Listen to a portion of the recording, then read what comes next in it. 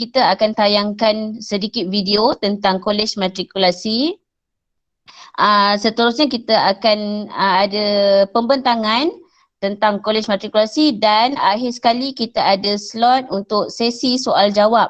Jadi semua pelajar boleh bersiap sedia dengan apa saja soalan yang anda ingin tahu tentang matrikulasi, tentang kehidupan di matrikulasi, apa sajalah yang sebelum ni menjadi tanda tanya pada semua, macam mana live di kolej matrikulasi.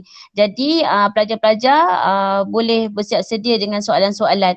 Jadi pada hari ini kita buka ruang untuk semua, kita buka ruang untuk kita lagi dekat dengan pelajar untuk berkongsi maklumat.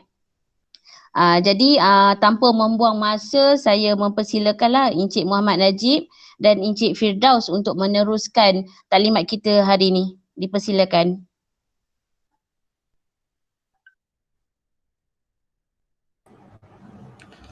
Okey, baik, terima kasih kepada moderator Puan Adini, sahabat saya di Kolej Matrikulasi Perak. Boleh dengar ke suara? Harap semua okey lah pada petang ni, harap dengar, line, teknikal kita, harap semua berjalan lancar. Apa khabar semua guru-guru? Bimbingan dan kaunseling SMK Raja Perempuan, SMK Perempuan Ipoh, SMK Simpang Taiping, anak-anak pelajar dan guru-gurunya serta sahabat-sahabat saya dan yang dialukan kaunselor organisasi negeri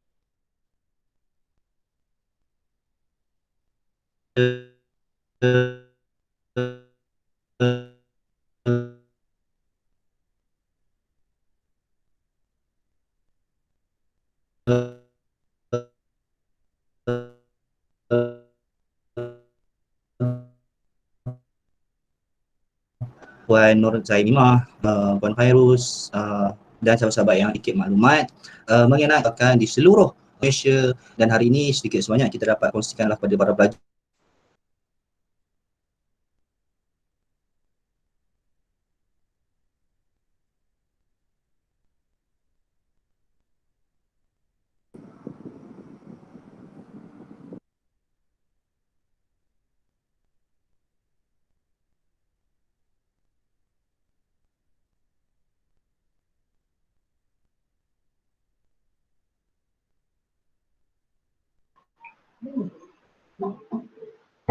Hello. Okey, ya boleh dengar. Okay. Ya dengar. Ya, tapi dengar suara je. Oh, dengar suara je. Okey, tanpa melengahkan masa, saya mempersilakan Cik Firdaus untuk menayangkan video sebelum kita meneruskan lagi kepada slide. Silakan.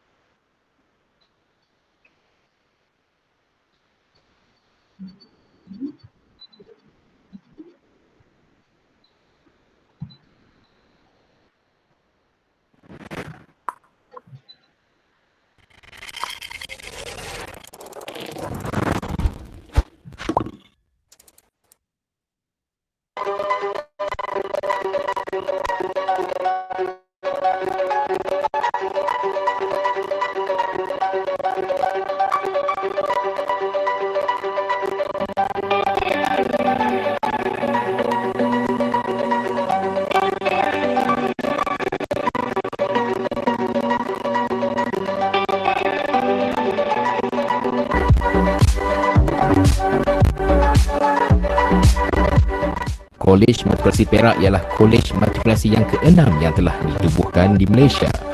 Kolej Matrikulasi Perak berkeluasan 67.048 ekar dan terletak di Gopeng, Perak.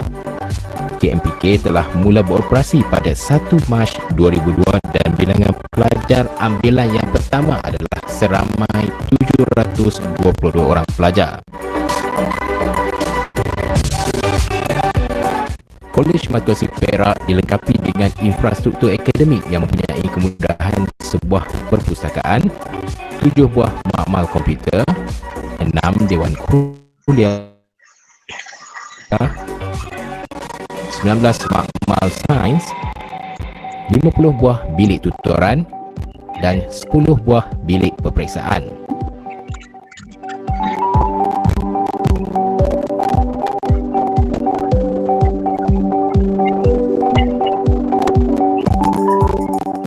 Kemudahan untuk pelajar yang disediakan di Kolej Matrikulasi Perak ialah 5 buah kolej kediaman yang boleh menampung hingga 2,750 orang pelajar, 5 buah kafeteria, 1 kemudahan mesin pengeluaran wang automatik ATM dan Dewan Seri Kinta. Kolej Matrikulasi Perak juga mempunyai sebuah one-stop center yang dilengkapi dengan kedai siswa menjual kelengkapan harian pelajar, terminal siswa untuk pembelian tiket pengangkutan awam,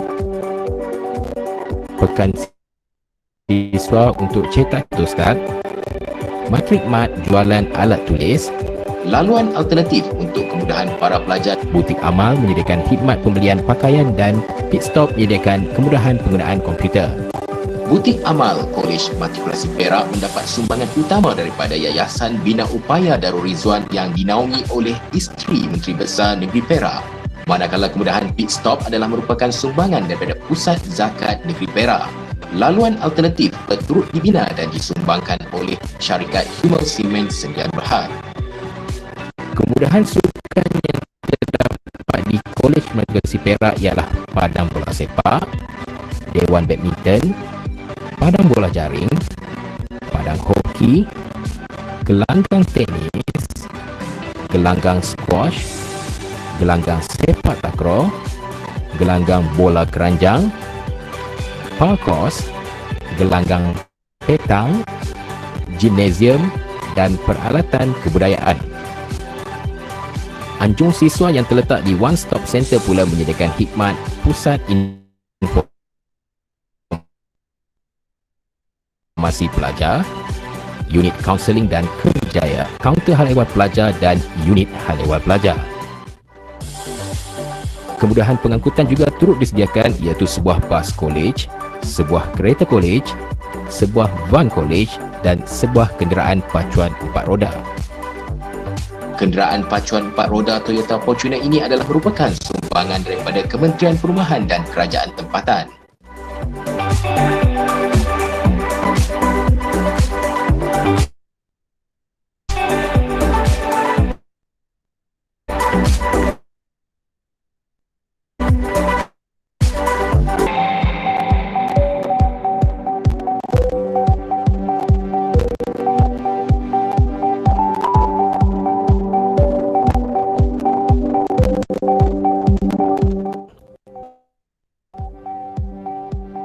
Program matrikulasi mempunyai kelebihan dari segi kos penginapan dan pengajian yang ditanggung oleh Kerajaan Malaysia dan pelajar hanya perlu menanggung yuran pendaftaran sahaja. Dalam pada itu, program matrikulasi menyediakan sijil matrikulasi bagi tujuan perlantikan perkhidmatan awam. Program matrikulasi juga memberikan allowance wang saku pelajar sebanyak RM1,250 untuk satu semester kepada para pelajar yang layak. Bagi pelajar lepasan matrikulasi, akan ditawarkan tempat ke universiti tempatan, IPTA di dalam negara, universiti luar negara, kerajaan JPA dan MARA, dan laluan khas Malaysian Digital Economy Corridor, MDEC. Program matrikulasi juga menyediakan aktiviti pembinaan sasiah dan peningkatan akademik pelajar. Unit co-curriculum menawarkan 3 aktiviti iaitu kawat kaki, kelab dan persatuan serta sukan dan permainan. Jawatan Kuasa Perwakilan Pelajar adalah merupakan badan induk kepimpinan pelajar di kolej yang dipilih melalui proses pilihan raya kolej dan terdiri daripada 20 orang pelajar serta berfungsi sebagai perantara di antara pelajar dan pihak pentadbiran. Kolej Matrikulasi Perak turut menyediakan program MEPRO, Metric Excellence Program. Semua pensyarah Kolej Matrikulasi Perak adalah merupakan coach kepada para pelajar dan berfungsi sebagai fasilitator, penasihat akademik dan pembimbing pelajar. Kolej Matrikulasi Perak menyediakan juga program CALL, Peer Assisted Learning. Program ini menggalakkan pembelajaran aktif melalui diskusi antara pelajar dan call leader. Kolej Matrikulasi Perak turut mempunyai sebuah persatuan alumni yang teraktif di antara semua kolej-kolej matrikulasi di Malaysia. Persatuan ini memperjuangkan suatu manifestasi semangat kekitaan dan kebajikan program matrikulasi Kementerian Pendidikan Malaysia di seluruh Malaysia. Kolej Matrikulasi Perak, kecemerlangan minda, pemangkin keunggulan. #KMPK di hatiku.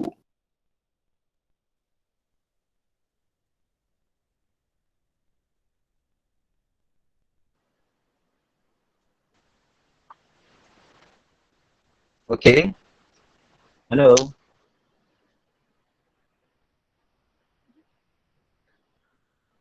Hello. Okey, dengar. Okay, terus Ya, Okay, teruskan. Dengar. saya harap dengan tayangan video tadi semua jelas ke? Dengar tak suara video tadi? Betul-betul. Dengar tapi Okey, tak apa. putus-putus. Sebab di sini hujan lebat. Okey. Okey. Oh, tak apa, faham. Okey, seterusnya dengan sedikit video yang ditayangkan tadi, diharapkan ada gambaran awal lah untuk guru-guru dan anak-anak pelajar 3 buah sekolah kita pada tahun ini memahami apa itu kolej matrikulasi. So kita terus kepada slide.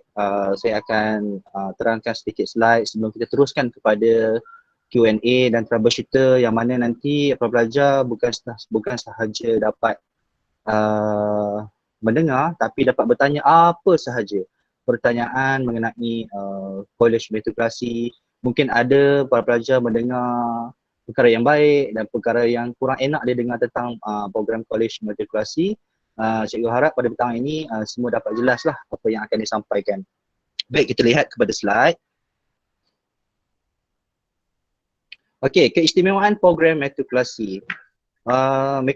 Program matrikulasi merupakan laluan pantas ke universiti. Kita mempunyai 1 tahun pengajian dan 2 tahun pengajian. Okey. Yang mana 1 tahun pengajian dia mempunyai 2 semester dan 2 tahun pengajian dia mempunyai 4 semester. Dan selain pada program kolej matrikulasi, para pelajar sedia maklum fast track laluan pantas para pelajar selepas SPM. Selain pada tingkatan 6, para pelajar boleh masuk asasi, para pelajar boleh masuk ke program matrikulasi, para pelajar boleh ambil IPG 5 tahun pengajian, 1 tahun pengajian asas dan 4 tahun terus ijazah. Dan selain daripada itu, para pelajar boleh masuk juga ke program UPU yang mana para pelajar akan ambil diploma. Dan kami di matrikulasi menawarkan laluan pantas untuk ke universiti dan mengambil ijazah sarjana muda. Selepas itu hanya setahun ataupun 2 tahun pengajian. Baik, di dalam program matrikulasi, para pelajar juga yuran pengajiannya akan ditanggung sepenuhnya oleh kerajaan. Yang mana yuran untuk setahun dan 2 tahun pengajian ditanggung sepenuhnya oleh kerajaan.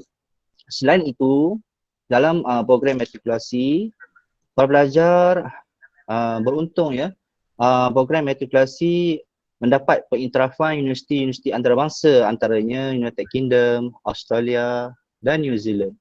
Selain pada itu, di dalam program matrikulasi, para pelajar ditawarkan kemudahan penginapan secara percuma. Okey, tak payah bayar apa-apa pun untuk penginapan. Okey. Dan para pelajar juga akan ditawarkan bantuan sara hidup sebanyak RM250 sebulan. Okey. Dan jumlah keseluruhan kalau tak salah saya 1,250, yang mana para pelajar yang isi rumah keluarganya, ibu bapanya yang berpendapatan 10,000 ke bawah.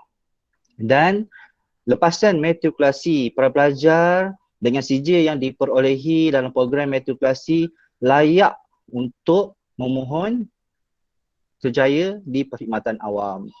Okey, antara universiti-universiti yang ditawarkan, yang mengiktiraf program matrikulasi, antaranya kita ada King College London, kita ada Manchester, kita ada College London, kita ada Birmingham, kita ada Surrey, kita ada Nottingham, kita ada Australian National University, kita ada Sydney, Australia, kita ada New South Wales, kita ada Canterbury, kita ada Auckland dan Wellington. Dan yang terbaru pada tahun ini, kalau tak salah saya, kita mendapat pengiktirafan daripada Universiti Kyoto, Jepun. Pelajar lepasan matrikulasi yang mendapat pointer 3.75 ke atas, 3.75 ke atas, layak memohon untuk menyambung pengajian ke luar negara. Kita ada 15 kolej matrikulasi dan keseluruhan pelajar yang akan diambil dan ditawarkan ke universiti luar negara adalah seramai 40 orang. Bukan satu kolej 40 orang tau, tapi meliputi 15 buah kolej. Okey, kita akan ambil 40 orang dan kita akan pilih pelajar-pelajar yang berkelayakan, yang dah mohon isi borang, dan kita akan pilih dan kita akan hantar ke luar negara. Baik, kita lihat pada jurusan. Baik, antara jurusan yang ditawarkan di program matrikulasi yang pertama, jurusan sains, yang mana dalam jurusan sains ni para pelajar akan diberi pilihan dalam pengajian dia sama ada modul 1, modul 2 ataupun modul 3. Nanti kita akan terangkan apa itu modul 1, modul 2 dan modul 3. Selain itu kita ada jurusan kejuruteraan dan kita ada jurusan perakaunan. Dan yang terbaru, kita ada jurusan perakaunan profesional. Kita panggil dia sebagai JPP Pro. Okey. Seterusnya. Okey, antara bidang yang boleh diceburi di peringkat ijazah sarjana muda, kita tengok dulu jurusan sains. Ada 800 kursus yang ditawarkan di semua universiti awam. Kita tengok dalam jurusan sains modul 1. Apa bidang yang boleh diceburi di peringkat ijazah sarjana muda? Kalau kita tengok, kalau para pelajar terpilih untuk masuk modul 1 sains, para pelajar boleh menceburi bidang perubatan, kejuruteraan, pergigian, farmasi, sains, teknologi maklumat, seni bina, kejururawatan, sains forensik, sains kesihatan bersekutu dan lain-lain. Dan kalau pelajar terpilih untuk jurusan sains modul 2, okey, antara bidang yang pelajar boleh mohon adalah teknologi maklumat, kejuruteraan, kejuruteraan aero angkasa, perisian, cyber security, sains tulen dan sains gunaan. Kalau pelajar dapat ditawarkan jurusan sains modul 3, apa bidang yang boleh diceburi? Pelajar boleh minta teknologi maklumat, perubatan, pergigian, farmasi, sains tulen dan sains gunaan. Okey, seterusnya. Kita lihat pula kepada bidang yang boleh diceburi di peringkat ijazah sarjana muda selepas menjalani program matrikulasi. Kalau pelajar minat sangat dalam bidang jurusan kejuruteraan, apa bidang yang boleh dipilih semasa di IPTA nanti?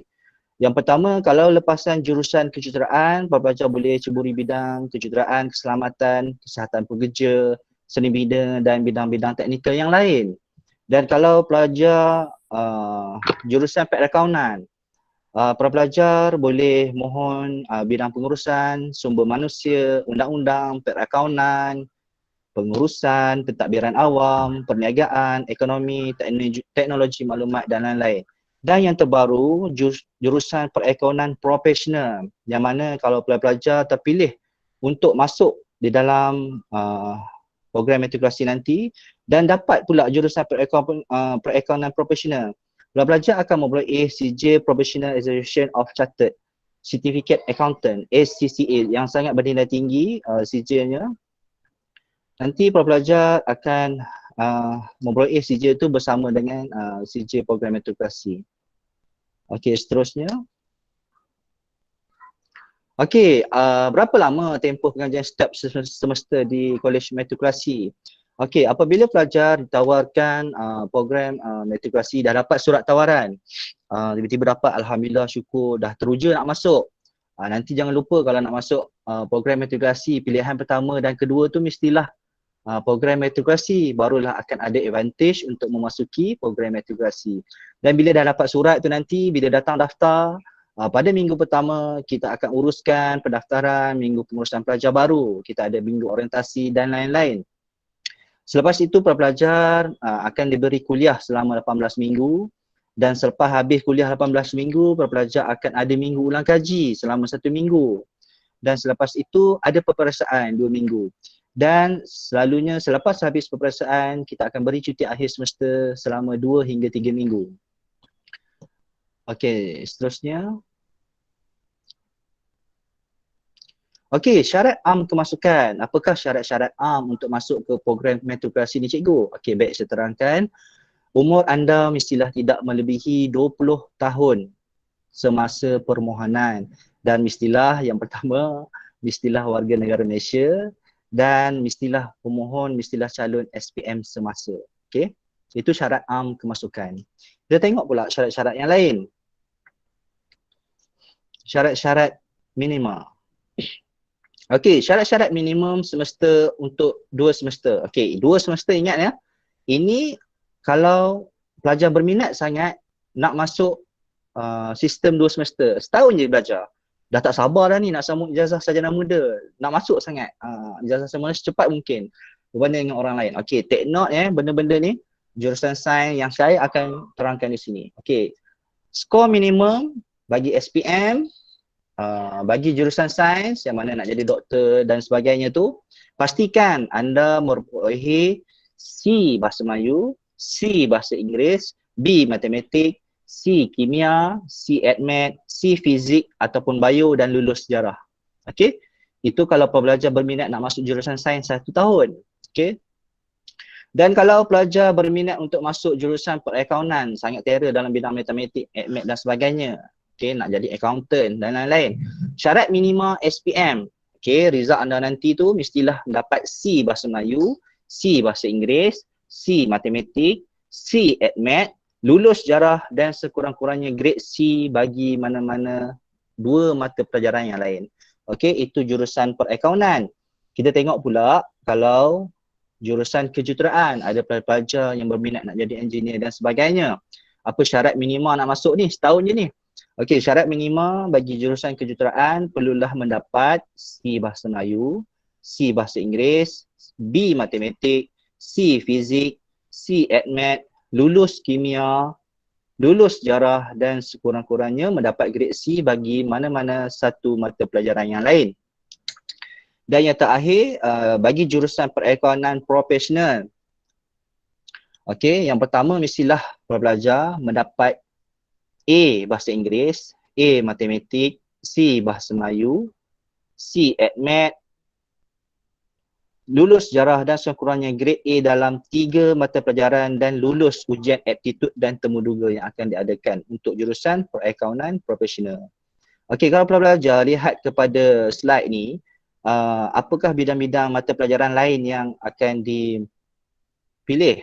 Okey, 2 mata pelajaran, mana-mana mata pelajaran. Okey, boleh tayangkan tak? Okey, banyak kat situ. Kalau nak masuk jurusan kejuruteraan, ada pelajar mestilah grade C bagi mana-mana satu mata pelajaran yang lain. Pelajar boleh tengoklah kat situ ada biologi, kita ada asas kelestarian, pertanian, sains rumah tangga. Dia berbeza setiap sekolah. Kat sini ada 3 buah sekolah.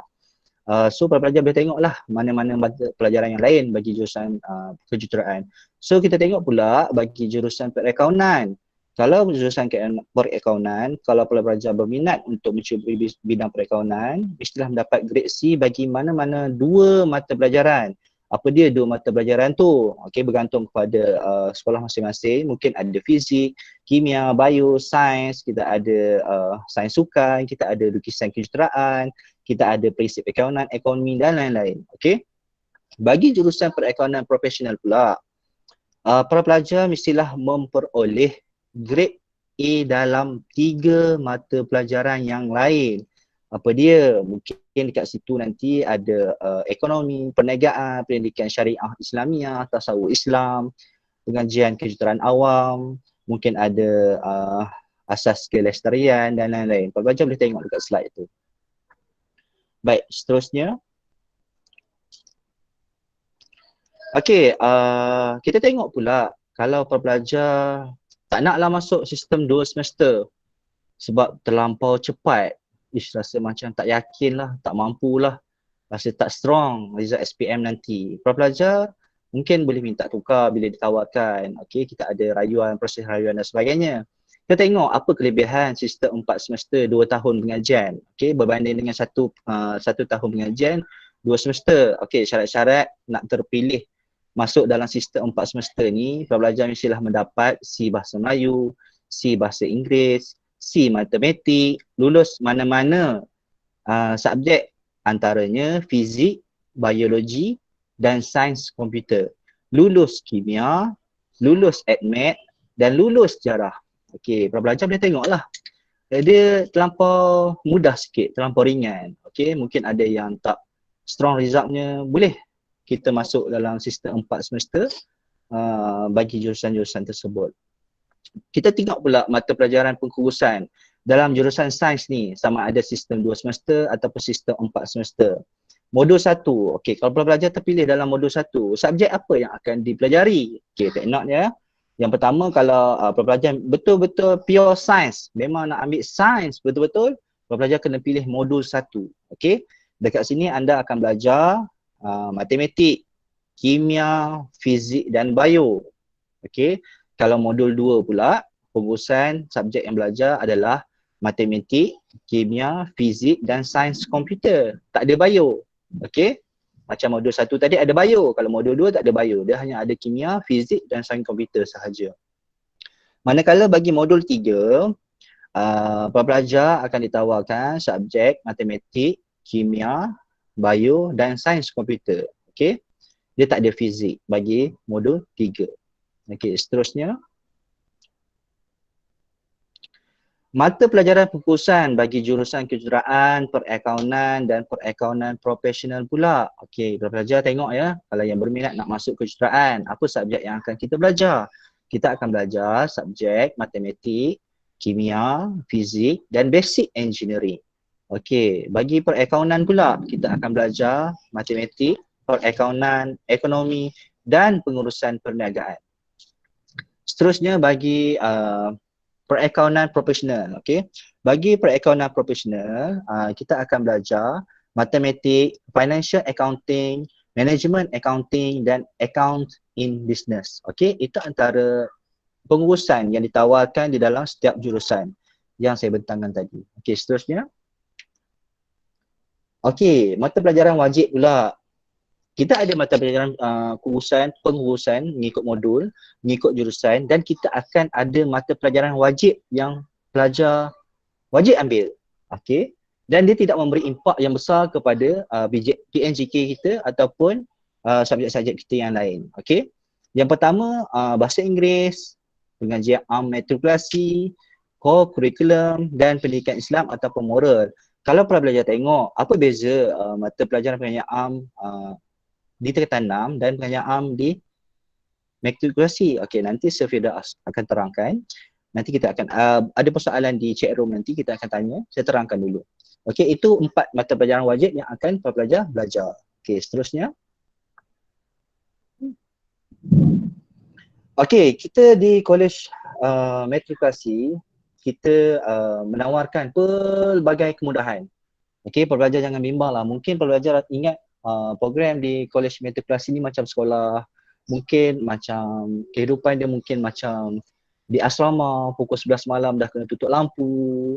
Okey, dia campus life. Okey, kita akan rasa, kalau pelajar rasa macam wah, aku nak cuba satu budaya yang baru, tempat yang baru. Okey, dah terlampau lama sangat ni duduk tingkatan 1 sampai 5 duduk kat asrama sekolah, kena tutup lampu, ada disiplin yang ketat. Kat sini ada juga disiplin tapi dia taklah seketat macam di sekolah. Kalau pelajar rasa macam nak duduk macam rasa suasana campus life sebelum pergi ke ijazah sarjana muda di mana-mana IPTA ataupun IPTS, pelajar boleh memohon Kolej Matrikulasi. Sebab kita apa? Kita standing dengan IPTA. Okey, kita ada surau, kita ada masjid, kita ada dobi. Okey, kita ada pelbagai fasiliti sukan. Okey, kita ada library yang cukup besar. Kita ada ruangan santai, kita ada pit stop, kita ada bistro, okey. Kalau boleh Sir Firdaus tunjukkan kemudahan yang disediakan di Kolej Metrokrasi. Kita ada juga apa dia? Studio, kita ada gymnasium, kita ada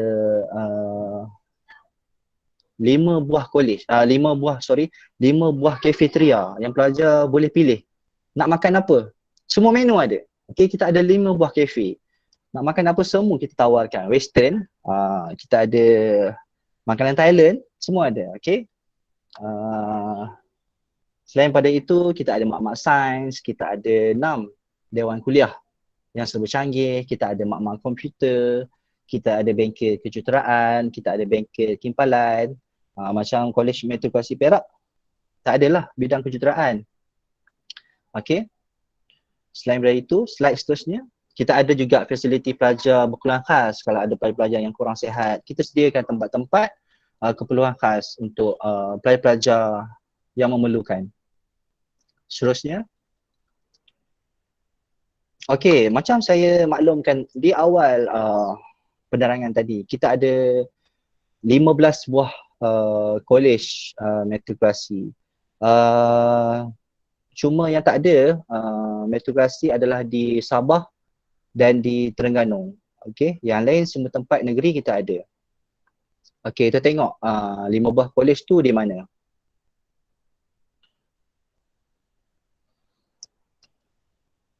Lokasi Kolej Metrokrasi. Contohnya kita ada di Kolej Metrokrasi Melaka, kita ada di area Masjid Tanah. Kalau di Negeri Sembilan, kita ada di Kuala Pilah.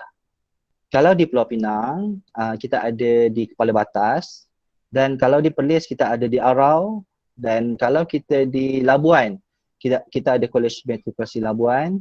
Kalau di Johor, kita ada di Tangkak. Dan Perak sendiri, untuk pelajar yang sedia maklum, dah pernah datang atau pernah lihat, pernah dengar, ada abang, adik, saudara mara, sepupu, sepapat yang pernah masuk Kolej Metrokrasi. Okey, kita untuk sedia maklum kita berada di Gopeng. Okey. Dan kalau di Kedah kita ada di Changlun, kalau di Pahang kita ada di Gambang, dan Kedah kita ada 2 ya. Satu lagi kita ada di Pendang, dan Pahang pun kita ada di Jengke. Johor pun kita ada 2, kita ada di Pontian. Selangor kita ada di Banting, dan Kelantan kita ada di Kok Lanas, dan Sarawak kita berada di area Kuching. Itu antara 15 buah lokasi Kolej Metrokrasi. Dan dalam 15 buah Kolej Metrokrasi itu, kita ada lebih kurang, maafkan saya, mungkin 2,000 orang setiap kolej. Macam di Perak sahaja, kita ada seramai 2,420 kalau tak salah saya pelajar yang berada di Kolej Metrokrasi Perak. Cuba darablah dengan 15. Dalam satu Malaysia kita mungkin berada dalam jumlah 30,000 orang. Okey, pelajar yang berebut-rebut nak masuk Kolej Metrokrasi Perak. Okey. Dan seterusnya, bagaimana prosedur kemasukan untuk masuk ke dalam Kolej Metrokrasi Perak. Okey, ini sangat penting. Para pelajar kena berjumpa dengan guru bimbingan dan kaunseling, bertanya dari masa ke semasa. Jangan sombong ya. Ini sangat penting. Kadang-kadang ada pelajar yang terlepas pandang. Alah cikgu, saya dah terlepaslah permohonan. Kenapa saya tak tahu info je? Sebab tu adanya guru bimbingan dan kaunseling di sekolah yang sangat arif, yang sangat mahir dan sangat berpengalaman. Dia akan beritahu anda bagaimana cara nak memohon, kelayakan dan sebagainya, sistem merit, data merit dan sebagainya. Okey. Bala pelajar boleh memohon di http.upu.moi.gov.my dan bagi kemasukan untuk perakaunan JPPP Pro tu, kita akan ada ujian aptitude dan temuduga lah kalau jurusan perakaunan JPP Pro tadi tu. Dan pendapatan sama ada mengikut kelayakan akademik SPM yang akan diperolehi pelajar nanti selepas mengambil SPM. Pelajar akan ditempatkan mengikut kelayakan masing-masing. Okey, kalau pelajar rasa result tak berapa nak stabil buat masa ini, berusahalah sementara kita masih ada sebulan 2 ni sebelum peperiksaan SPM akan datang. Kalau berminat sangat dalam jurusan sains, 2 semester, semua kolej ada kecuali kolej kejuruteraan. Okey. Kalau pelajar berminat jurusan sains 4 semester, semua kolej ada kecuali di KMP, Kolej Metrokrasi Sarawak dan Kolej Metrokrasi Kejuruteraan. Bagi jurusan kejuruteraan pula, kita ada untuk 3 college yang menawarkan jurusan kejuruteraan. Dia bukan semua college menawarkan semua jurusan tau. Kena faham tu. Sebab ada college-college yang tidak menawarkan jurusan-jurusan. Okey, dan kalau kita pelajar berminat nak masuk JPB Pro, kita ada dekat KMS. Okey. Okey, ini yang terakhir. Ini adalah bentuk laman web untuk permohonan ke kolej matrikulasi, dan kat sini juga ada permohonan-permohonan yang lain untuk ke IPG dan lain-lain. Okey, nanti kita tak tahu lagi dalam suasana pandemik ni, BPKT akan maklum kepada guru bimbingan kaunseling. Okey, bila penjualan PIN, bila perlu mengisi, cuma yang kami sedia maklum, mungkin Januari dah keluar dia punya untuk permohonan mengisi maklumat asas diri dalam sistem UPU. Ataupun pelajar boleh guna Google Play Store, download UPU Pocket untuk dapatkan info mengenai maklumat-maklumat oleh bahagian kemasukan pelajar. Okay? Di situ nanti pelajar akan dapat tahulah bila tarikh-tarikh yang sangat penting. Tapi jangan bimbang untuk permohonan tu, nanti guru-guru bimbingan dan kaunseling akan maklumkan kepada pelajar bila sepatutnya. Sekarang ni apa yang penting, get ready, perform elok-elok untuk dapatkan result SPM yang terbaik bagi diri masing-masing. Okay? Mungkin ada pelajar yang dah tak sabar nak ambil SPM. Mungkin yalah new norm, hari ni pula last waktu persekolahan, sesi persekolahan online. Lepas ni kita akan bercuti 2 minggu kalau tak salah saya kan. Seronoklah untuk berehat-berehat juga. Tapi jangan lupa untuk mengambil SPM nanti, perform elok untuk masuk matrikulasi. Okey, sekarang saya open soalan kepada para pelajar. Boleh bertanya, ataupun kalau malu nak bertanya, boleh bertanya di chat room. Jangan malu, jangan scan tau, sebab hari ni kita ada 5 hingga 6 orang pegawai Kolej Matrikulasi yang akan menjawab segala persoalan. Dan kita beruntung tau hari ni sebab kita ada Puan Nur Zaimimah yang sangat arif dan sangat berpengalaman yang akan menjawab segala persoalan pelajar mengenai Kolej Matrikulasi. Sama ada pelajar boleh bertanya mengenai iuran, etika pemakaian, handphone boleh bawa ke tidak, satu bilik berapa orang. Okey, kalau macam di matrikulasi kita ada satu bilik yang sangat cantik, kita menempatkan 4 buah katil, satu loker, satu meja study untuk setiap orang pelajar. Okey, memang selesa, bukan katil double decker. Okey, itu maklumat asas untuk asrama lah, kolej. Boleh bertanya soalan guru-guru ataupun pelajar. Kita ada 5-6 orang. Okey, Encik Firdaus pun ada. Boleh bertanya sebarang persoalan yang ingin diajukan.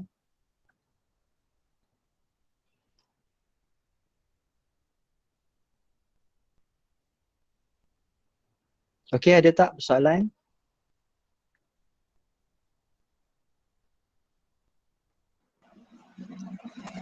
Encik Haris pun ada untuk jawab.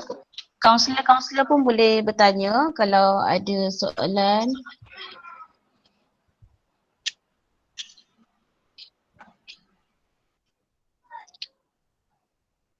Mungkin pelajar nak tanya yuran berapa dan lain-lain. Kak, siapa nak tanya boleh buka mic ya supaya panel dengar apa yang you all nak tanya. Okey, ada soalan ya di message. Soalan daripada Rupinder. Okey, baik, soalan untuk Rupinder selamat sejahtera. Saya ingin tahu pasal pemakaian seharian di kolej. Okey, baik, untuk soalan pemakaian ni, dia pakaian dia kalau untuk hari ada kelas, dia pakaian formal lah. Untuk lelaki berkemeja, bertai, seluar slack dan kasut bertutup. Bukan kasut sukan dia, kasut bertutup yang formal lah untuk ke kelas. Untuk pelajar perempuan, berbaju kurung, baju yang sopan. Dengar tak? Dengar. Dia dengar. Okey. Jadi untuk pemakaian ni nanti kalau untuk lebih detailnya kita boleh, inilah kita buka pada Cik Atul ataupun Cik Aris untuk menjawab lah. Tapi kebiasaannya macam tu lah, pakaian lebih kurangnya formal lah. Dan yang bersesuaian dan menutup aurat. Terima kasih. Okey, untuk soalan seterusnya, Suhelia Aina, saya mohon jasa baik Cik Hayatul ataupun Cik Sufian untuk berikan sedikit maklumat tentang yuran. Cik Hayatul atau Cik Sufian, mohon jasa baik. Terima kasih.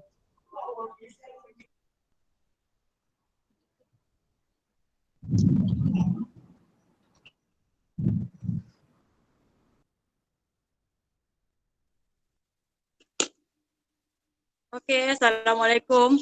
Saya respon berkenaan dengan soalan Sofia tadi ya, berkenaan dengan kadar yuran ya. Okey, untuk kadar yuran bagi setiap sesi akan ditetapkan selepas dimuktamarkan dalam mesyuarat di bahagian matrikulasi. Jadi sebagai contoh untuk sesi lepas, yuran pengajian adalah untuk program 1 tahun RM599.60. Ini termasuk dengan yuran MUET. Kalau tak ada MUET boleh bergantung pada pelajar lah jika dah ambil awal, jadi kita tolak RM100. Jadi RM499.60 sahaja. Untuk program program 2 tahun, untuk semester yang ketiga iaitu tahun kedua, yuran akan berkurang, bermakna tinggal dalam RM396.60. Pelajar perakaunan yuran adalah sebanyak RM446.60 di mana tidak termasuk yuran untuk pembelian kod makmal lah. Itu sahaja.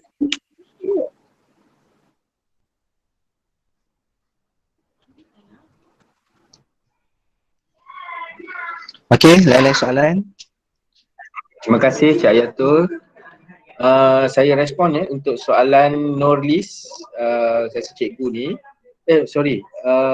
Jaya Jayasri apakah syarat kemasukan apakah syarat kelayakan masuk lain selain daripada syarat am dan syarat akademik? Memang setakat ni tak ada apa-apa syarat-syarat lain kecuali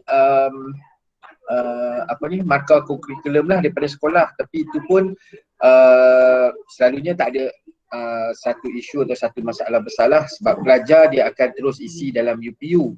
Pihak matrikulasi cuma mendapat markah yang cuma mendapat pelajar yang layak sahaja. Setakat ni kita tak ada syarat-syarat lain daripada syarat am dan juga syarat akademik lah.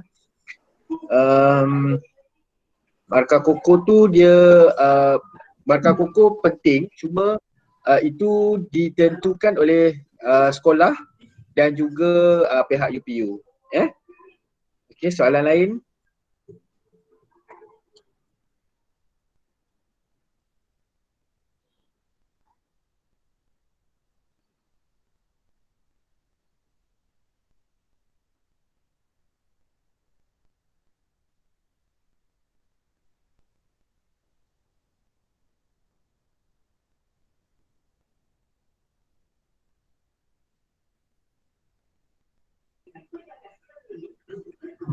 Okay, come on students, sebenarnya we are expecting good questions sebab pelajar-pelajar saya percaya pada petang ini semuanya daripada kelompok pelajar yang bagus-bagus and I'm sure you should come up with good questions.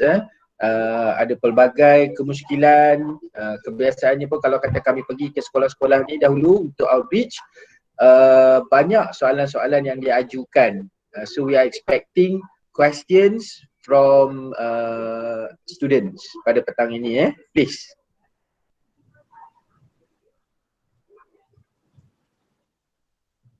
Minta maaf, saya nak tambah sikit berkenaan dengan yuran tadi. Okay, untuk pengetahuan pelajar semua, kadar yuran untuk mengikuti program matrikulasi adalah antara kadar yuran yang terendah iaitu kalau awak lihat hanya dibayar untuk setiap kali mendaftar sahaja, bermakna pada satu tahun pengajian sekali sahaja bayuran. Jika awak masuk program 2 tahun, awak kena bayar 2 kali lah. Tetapi kadar pada tahun kedua adalah berkurangan daripada tahun pertama. Itu sahaja.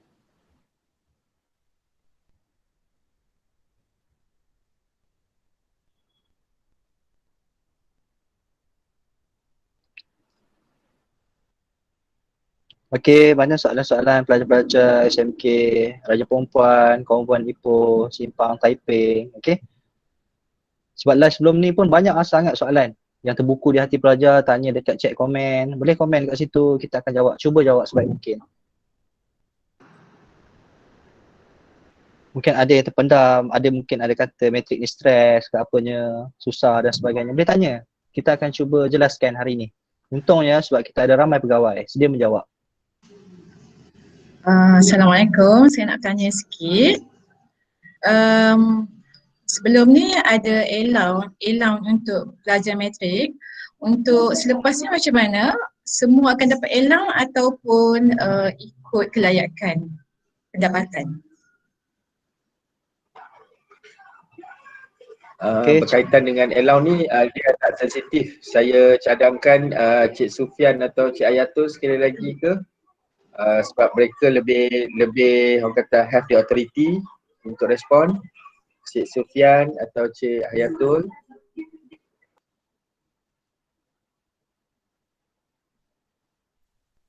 Okey, saya cuba respon berkenaan dengan bantuan sehari hidup pelajar. Mungkin lepas ni kalau ada tambahan mungkin akan dimaklumkan oleh Cik Sufian sendirilah. Okey, untuk bantuan sehari hidup pelajar, memang kita terbuka kepada semua pelajar yang layak. Layak bermakna pelajar yang jumlah pendapatan waris tidak melebihi 10,000 pendapatan bersih ya. Jadi kita akan ada kaedahnya lah untuk kita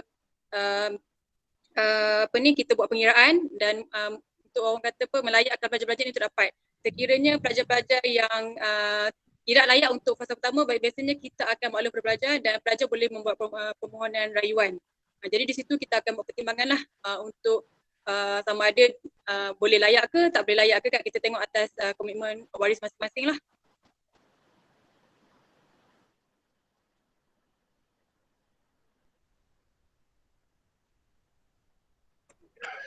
Okey, saya respon untuk soalan Suhelia Aina. Bagaimana dengan pengurusan aktiviti harian pelajar? Okey, untuk dia macam ni dalam satu hari pelajar akan mula kelas daripada pukul 8 suku sehingga 4 suku. Itu waktu kelas lah. Tapi waktu kelas ni pun dia bukan full macam sekolah 8 sampai 4 suku tu maksudnya 8 sampai 10, 8 sampai 9 suku ada kelas, 9 suku sampai 10 suku ada kelas. Dia bukan macam tu. Kelas dia sebagai contoh kita ada satu kelas 2 jam, 8 suku sampai 10 suku. Kemudian dia ada break mungkin 1 jam. Kemudian dia sambung lagi sejam, kemudian dia ada break pula lagi. Maksudnya pembelajaran adalah lebih kepada kaedah pembelajaran seperti di kampus atau di universiti Maksudnya kita bukan ada 100% kelas penuh pada setiap hari. Habis saja kelas 4 suku, pelajar akan balik ke asrama ataupun pelajar boleh buat apa-apa aktiviti. Kebiasaannya pelajar dia boleh pergi ke library, dia boleh, kalau pelajar-pelajar lelaki boleh meneruskan dengan aktiviti-aktiviti sukan dan permainan Kita ada gimnasium, kalau di Kolej Matrikulasi Perak kita ada studio, kalau kata ada yang minat jamming, kita ada aktiviti-aktiviti kebudayaan. Kalau misalnya ada pelajar yang dia nak menari dan sebagainya kita banyak aktiviti selepas waktu pembelajaran. Kemudian pada waktu malam pun kita tak ada prep macam di sekolah. Pada waktu malam pelajar bebas, boleh juga nak ke library mungkin pelajar nak buat study group dan sebagainya lah. Jadi itu sedikit sebanyak aktiviti pelajar, aktiviti harian pelajar.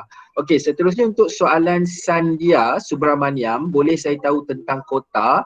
Okey, sebenarnya pihak kami sendiri pun tak ada sebarang maklumat berkaitan dengan kota ni kerana kami pihak Kolej Matrikulasi Perak cuma menerima kemasukan pelajar. Maksudnya setiap kali pengambilan Kolej Matrikulasi Perak kami cuma menerima nama yang telah disenarai pendekkan oleh UPU yang diberi kepada bahagian matrikulasi, kemudian dibagi pada kami Kolej Matrikulasi. Jadi kami tak tahu apa-apa berkaitan dengan kota berapa persen itu di luar bidang kuasa kami lah. Tetapi kebiasaannya apa yang boleh saya kata perkara-perkara seumpama ini adalah tertakluk di bawah perbincangan ataupun justifikasi oleh bahagian matrikulasi Kementerian Pendidikan Malaysia dan juga UPU.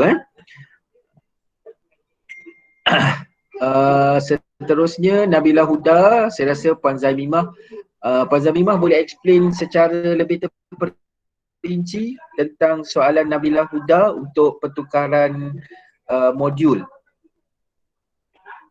Mohon jasa baik Puan Zaimimah.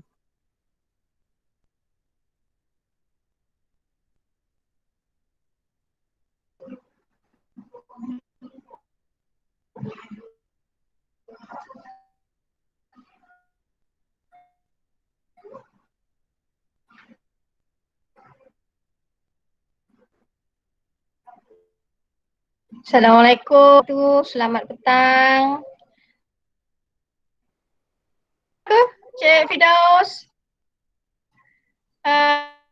Adni. Putus-putus lah Puan.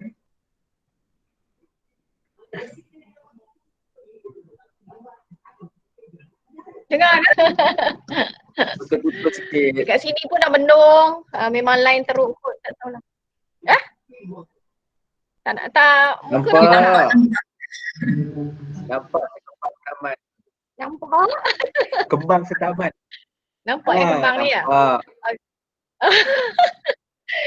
Menjosa taman, kalau 3 taman tadi aku tutup dah. Okey, untuk yang bertanya tadi. Untuk yang bertanya tadi siapa ya? Nabiha. Siapa ke nama tadi? Nabiha Huda.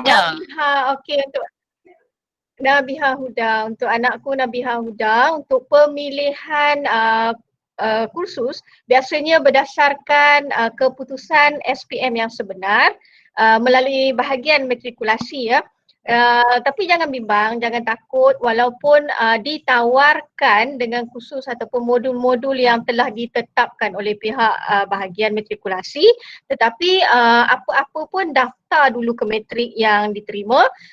Dan boleh buat permohonan untuk pertukaran modul, tetapi kebiasaannya modul-modul yang ingin ditukar mestilah lulus ataupun menepati syarat bagi setiap modul yang ada ya. Tapi apa-apa pun jangan risau, jangan takut, sebab semua itu akan boleh diproses secara dalaman sahaja. Jangan risau ya, masuk je dulu, mesti anda gembira. Okey?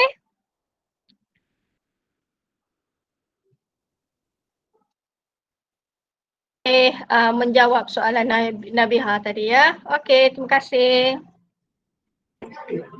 Terima kasih Puan Zaimimah. Okey, tadi untuk soalan Natrah, untuk soalan Emilia tadi Puan Zaimimah dah jawab ya. Memang pembelian nombor PIN melalui UPU. Semua permohonan ke program matrikulasi adalah melalui UPU online sahaja.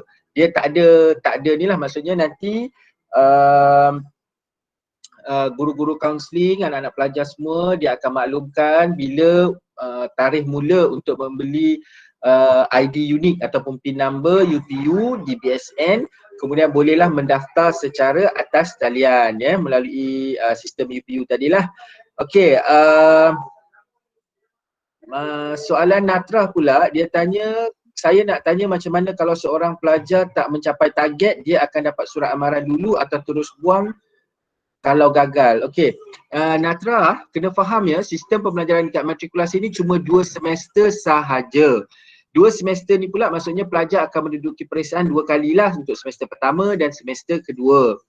Kalau kata tak mencapai target tu di matrikulasi yang dikira tidak mencapai target ialah di bawah 2.0. Itu pun kalau ikutkan makluman, correct me if I'm wrong Cik Ayatul, kalau ikutkan makluman pelajar yang tidak mencapai tidak mencapai PNJK 2.0, dia dibenarkan untuk menyambungkan pengajian, tetapi perlu dia ada bersyarat. Saya rasa Cik Ayatul boleh explainkan sebentar lagi, tapi kalau dia tak ada istilah buang atau gagal. Buang kami cuma akan membuang pelajar sekiranya ada masalah disiplin, masalah-masalah yang selain daripada itulah.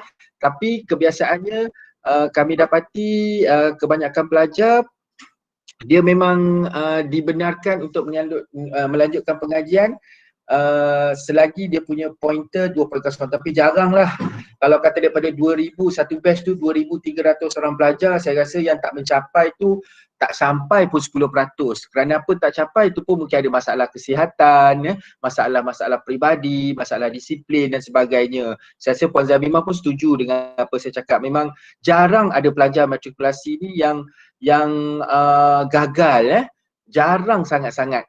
Okey, kerana apa? Kerana pembelajaran dia sangat mudah. Kita ambil 8 pelajaran, 8 subjek, out of 8 subjek, 4 subjek wajib. 4 subjek wajib tu pula kena ingat 4 subjek wajib ni bukannya perlu menduduki peperiksaan. Dia penilaian dia adalah secara penilaian berterusan buat kerja khusus. Dan 4 subjek wajib ini pula tak dikira dalam penilaian PNGK. Pelajar cuma ada 4 subjek saja lagi yang dikira PNGK. Keempat-empat subjek yang dikira untuk PNGK ni pula bukannya 100% diambil daripada ujian atau peperiksaan. Kalau contoh ada subjek yang 60% dikira daripada ujian, 40% lagi daripada tugasan. Jadi sebenarnya program matrikulasi ni sangat-sangat mudah. Dia membantu pelajar untuk skor dalam peperiksaan supaya melayakkan pelajar dapat program yang paling baik mengikut keperluan pelajar di universiti nanti. Okey, sekian itu soal jawapan saya lah. Mungkin ada apa yang nak tambah?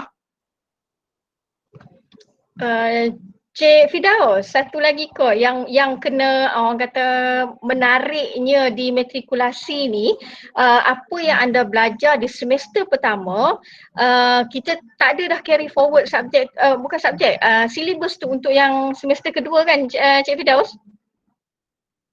Ya, dia semester 1 punya subjek, semester 1, semester 2, dia tak ada carry forward. Ya. Jadi belajar untuk SEM 1 just for SEM 1 lulus cemerlang, so kita terus naik SEM 2 belajar and periksa. Jadi 4 subjek rasanya kalau di peringkat yang di sekolah 3 sekolah yang ada ni rasanya kacang melabu je orang cakap InsyaAllah mesti boleh lulus dengan cemerlang. Betul.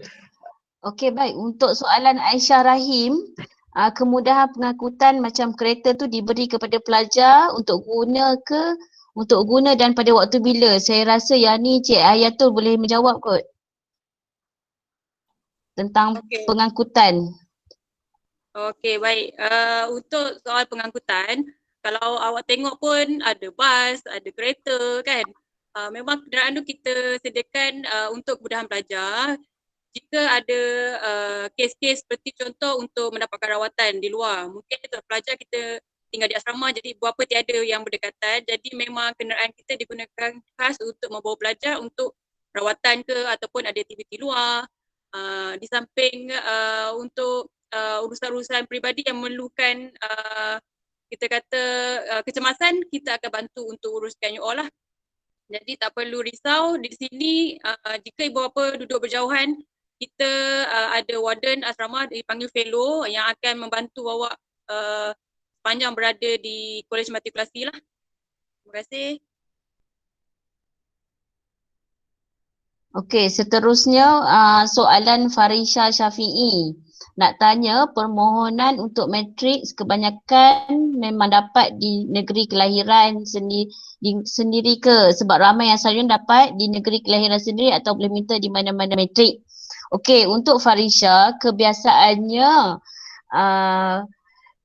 pelajar-pelajar ni dia akan ditempatkan di negeri sendirilah kebanyakannya. Jaranglah untuk ke negeri lain. Untuk macam di Perak sendiri, majoriti pelajar kita daripada Perak. Yang daripada luar hanya tak ramai. Jadi jangan risaulah tapi kalau kata kalau Farisha nak ke matrik lain, masa permohonan tu rasanya boleh mohon. Betul tak Cik Firdaus? Betul Puan Adeni. Sebagai contoh, saya faham mungkin Farisha daripada SMK Simpang Taiping, sebenarnya Taiping ni macam tengah-tengah, nak ke Gopeng pun jangka waktu dia sama, nak ke Pulau Pinang pun boleh, tak ada masalah, boleh mohon di mana-mana, kita pun faham. Dan sebenarnya dia akan tengok juga pada alamat, sekiranya macam di kawasan-kawasan seperti Taiping, Bagan Serai, ada juga yang dapat mohon ke Kolej Matrikulasi Pulau Pinang dan mereka di Matrikulasi Pulau Pinang Maksudnya waktu permohonan tu boleh state lah dekat situ sekiranya mengikut keperluan juga. Kalau kata nak minta Selangor pun boleh, tapi kebiasaannya keutamaan kita adalah mengikut negeri masing-masing. Saya terus respon untuk soalan main meet. Dia kata bagaimana dalam bidang perakaunan profesional bolehkah kita habiskan dalam setahun? Adakah semua kolej matrikulasi ada bidang pengurusan perakaunan profesional? Okey, main meet jurusan perakaunan profesional hanya ditawarkan buat masa ini di Kolej Matrikulasi Selangor sahaja.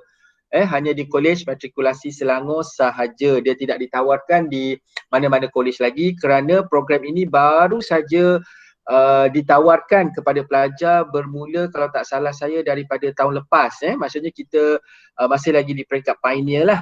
Tapi jangan risau, walaupun pioneer, kita punya kerjasama di antara bahagian matrikulasi dan juga pihak universiti sangat-sangat baik kerana dalam pemahaman saya pelajar-pelajar daripada jurusan perakaunan profesional ni mereka akan terus melanjutkan pengajian dalam jurusan perakaunan di UiTM. Sebab tu permohonan dia agak susah sikit lah, maksudnya kena lulus dulu ujian aptitude dan juga temuduga sebelum ditawarkan program pengurusan profesional perakaunan profesional ni tadi. Dan memang jurusan perakaunan profesional ni jangka masa dia memang setahun dia bukan 2 tahun, dia memang 1 tahun sahaja. Habis saja 1 tahun, kemudian pelajar boleh meneruskan ijazah dalam jurusan perakaunan ACCA di UiTM tak salah saya. Mungkin juga boleh mohon ke universiti lain, tapi saya tak pasti UPU yang terkini macam mana. Sebab pelajar kita baru lagi, jadi saya tak belum ada pengalaman ataupun belum ada orang kata makluman tentang macam mana pengambilan pelajar JP Pro ni ke universiti. InsyaAllah pengambilan yang akan datang ni akan kami akan dapat tahulah. Okey, soalan-soalan seterusnya. Boleh tak saya nak tambah sikit? Untuk makluman semua pelajar, sekiranya pelajar sangat berminat untuk masuk ke kolej matrikulasi, masa-masa isi UPU tu, pelajar isi di pilihan pertama ataupun yang kedua. Jangan isi untuk pilihan yang bawah-bawah. Sebab UPU akan tengok yang di atas dulu. Jadi kalau betul-betul berminat untuk masuk matrikulasi, letak di pilihan pertama ataupun yang kedua. Baik, soalan seterusnya daripada pelajar.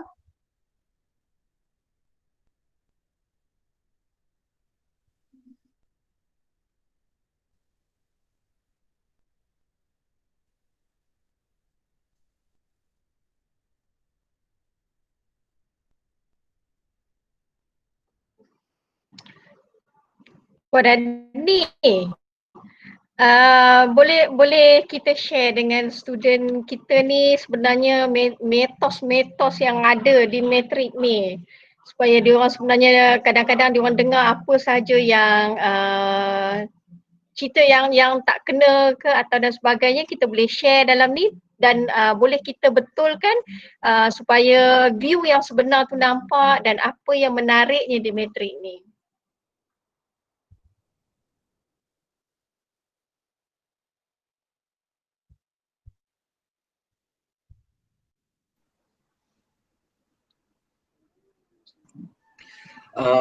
Okey, saya mungkin para pelajar segan nak bertanya, mungkin para pelajar rasa kami mungkin macam terasa ke nanti tak ada antara mitos-mitos ataupun perkara-perkara yang selalu kami dapat bila kami ke sekolah daripada pelajar ialah tentang lelong, isu lelong pelajar.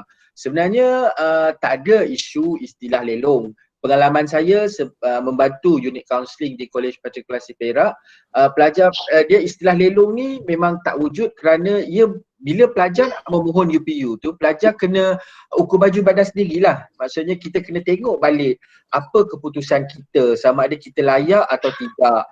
Kalau kata pointer syarat khusus dia mohon 2.75 dan ke atas, janganlah kita 2.73, 74 nak memohon, memang sukar lah.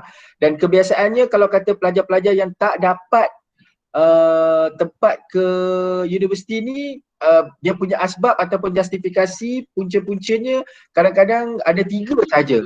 Yang pertama kerana kesilapan teknikal sewaktu mengisi UPU online.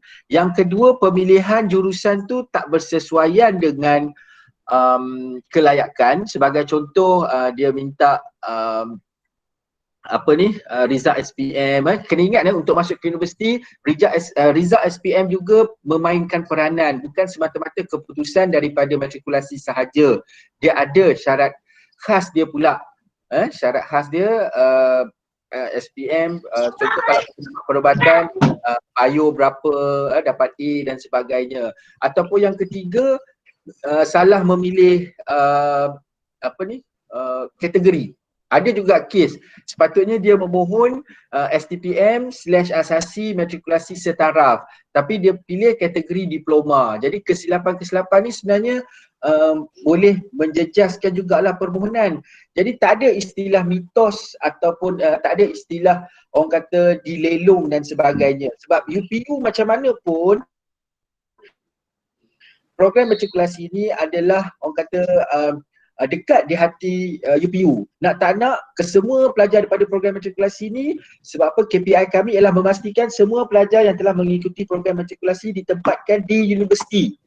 Di universiti 100%. Jadi nak tak nak UPU dia akan tempat kalau juga. Jadi pelajar-pelajar yang silap memohon, tak layak ni, dia nak tak nak dia kena bagi. Sebab kena ingat ratusan pelajar dalam Malaysia ni ramai. Takkan UPU nak awak dah silap isi, takkanlah UPU nak kontak satu-satu, awak silap isi, tak boleh. Kita kena faham juga situasi. That's why saya kata sangat-sangat penting bila pelajar dia dikawal ke program matrikulasi, bila nak memohon ke program ijazah nanti, berhubung dengan kaunselor-kaunselor di matrikulasi. Kita ada Puan Khairus, Puan Adeni, Encik Najib, dan kalau dulu Puan Fatimah. Mereka semua ni adalah orang yang sangat berpengalaman dalam pemilihan bidang ke universiti berdasarkan kepada keputusan anak-anak pelajar sekalian. Itu antara mitos-mitosnya lah. Okey, kita tengok pula ada soalan lagi. Puan Adeni. Okey, soalan daripada Sohilia. Apa kelebihan matriks berbanding asasi universiti? Saya rasa Puan Kuzaimimah boleh jawab kot soalan ni.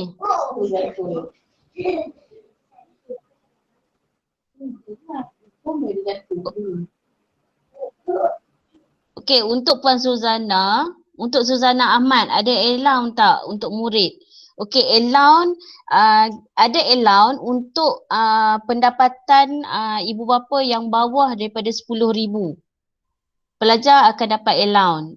Dia ada permohonan, nanti diorang akan buat permohonan. Jadi daripada situ akan ditapis yang mana gaji di bawah 10,000 akan dapat allowance. Macam situasi di, okey Cik Sufian. Untuk minta maaf Puan ni, mungkin tadi soalan tadi apa kelebihan matrik berbanding dengan asasi. Secara basicnya dia benda yang sama untuk foundation untuk masuk ke universiti. Cuma yang ini matrikulasi di bawah KPM, asasi di bawah universiti. Costing kebiasaannya, costing di universiti lebih tinggi sebab bila duduk universiti kena bayar yuran penginapan, yuran pengajian dan sebagainya. Tetapi secara asasnya dua-dua adalah perkara yang sama dan di universiti dia ada sedikit spesifiknya. Okey, kalau kata dia buat jurusan kejuruteraan. Jadi dia buat directly terus kejuruteraan. Jadi skop kita di matrikulasi lebih luas untuk pilihan-pilihan jurusan-jurusan yang lain. Dan bilangan yang dapat masuk asasi adalah sedikit. Kalau matrikulasi satu college ada 2,000, mungkin di universiti tertentu bilangan dia hanya ada dalam 300-400 sahaja. Okey. Cik Sufian boleh respon sikit kot untuk soalan Hemanantini. Boleh saya tahu grade minimum co-curriculum? Alright, untuk soalan Hemanantini, bolehkah saya tahu grade minimum co-curriculum bagi layak masuk matrikulasi? Dia add-on, add-on, that means 90 tu awak kena score dulu yang akademik. Bila awak dah score akademik, yang itu kebiasaannya dia akan membantulah sebab dia akan accumulate dua-dua, akademik dan juga co-curriculum. Dia tidak ada markah minimum. Berapa markah yang sekolah awak bagi, dia mix campurkan add-on dengan markah akademik, yang itu dia dapatkan totalnya. Okey, dan dia akan maksudnya akademik 90%, co-curriculum 10%. Mungkin nanti awak boleh capai 98, ada yang capai 95 kalau awak dapat betul-betul SPM tu semua straight A. Okey, akademik tu depend, ada subjek-subjek tertentu, bukan semua subjek. Macam tadilah, fizik, kimia, bio, bukan bahasa Melayu, bukan semua subjek dia ambil kira. Itu yang kita kena maklum. Berlaku perkara-perkara yang lepas lah, terutamanya ibu bapa lah. Ibu bapa kata anak dia dapat 6A, 7A. Okey? Tapi yang A itu adalah subjek-subjek trust, contohnya bahasa Melayu, sejarah, bahasa Inggeris, pendidikan Islam, dan subjek lain lah.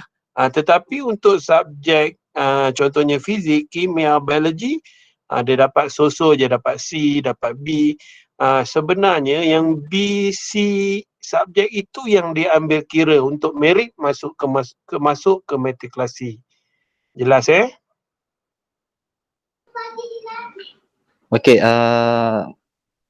menjawab persoalan para pelajar tadi mengenai asasi dan metrik, apa beza dan persamaan. Okey, betul apa yang disampaikan oleh Pak Adani dan Cik Pian. Cuma saya tambah sikit lah, mungkin para pelajar confuse. Asasi tu apa, metrik tu apa kan. Jadi untuk jawab soalan tu saya akan terangkan. Matrikulasi ni adalah lebih umum, okey, berbanding dengan asasi. Nak sambung universiti lepas tu apa dia? Okey, pelajar asasi yang cemerlang dalam pelajaran dia akan terus ditawarkan ke universiti tempat dia belajar asasi tu. Tapi kalau untuk lepasan metrik dia akan lebih umum dan tak terikat dengan mana-mana universiti. Okey, contohnya kalau pelajar cemerlang, kalau mendapat 2.00 ke atas nak masuk mana-mana universiti, boleh mohon. Tetapi bergantung kepada kos yang dimohon. Kalau nak jadi doktor dah tentulah 3.75 ke atas. Okey, kalau 2.0, 2.5, 2.8, 3.0, 3.5, dia mengikut bidang-bidang yang layak dengan keputusan anda nanti. Okey. Okey, jap. Cik Najib, sorry. Saya betulkan. Mungkin untuk penambahan sedikit. Sebenarnya kalau awak habis tamat asasi sekalipun, semua pelajar kena isi permohonan UPU yang sama untuk masuk program ijazah. Yes, betul. Jadi dia sama tara sahaja. Yes.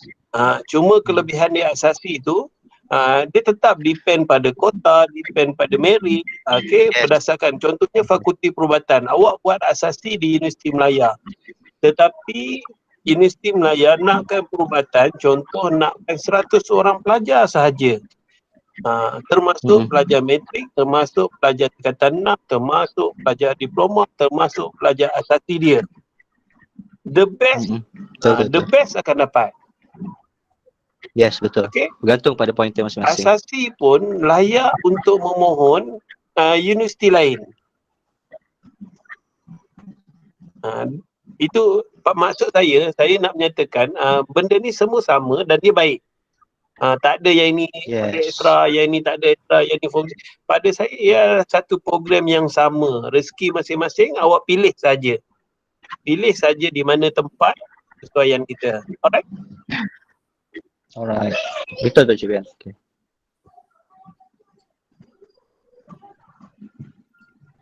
Saya nak jawab soalan Suzana, tak berjawab lagi. Dia tanya bantuan untuk golongan B40. Suzana, jangan risau, sebenarnya di Kolej Matrikulasi Perak secara khususnya kita banyak menyediakan bantuan untuk pelajar bukan saja daripada segi bantuan keuangan daripada pusat zakat dan juga bantuan zakat yang lain. Kita juga menyediakan kemudahan sebagai contoh academic pit stop yang menawarkan golongan yang menawarkan perkhidmatan penggunaan komputer, photostat dan sebagainya kepada pelajar jika tidak berkemampuan lah.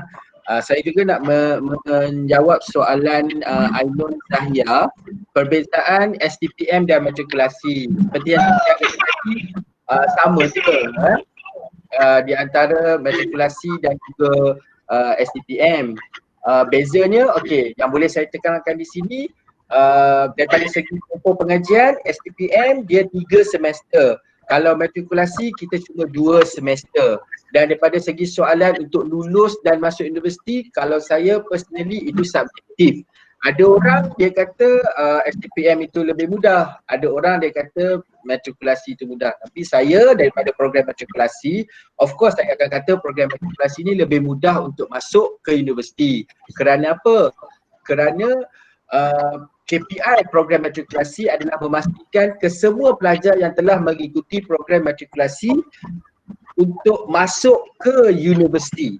Jadi secara orang kata tak langsung memang lebih mudah lah, kerana nak tak nak pelajar yang masuk yang ditawarkan program matrikulasi ni dia dah dia layak untuk memohon apa-apa program mengikut kelayakan yang dia dapat lah.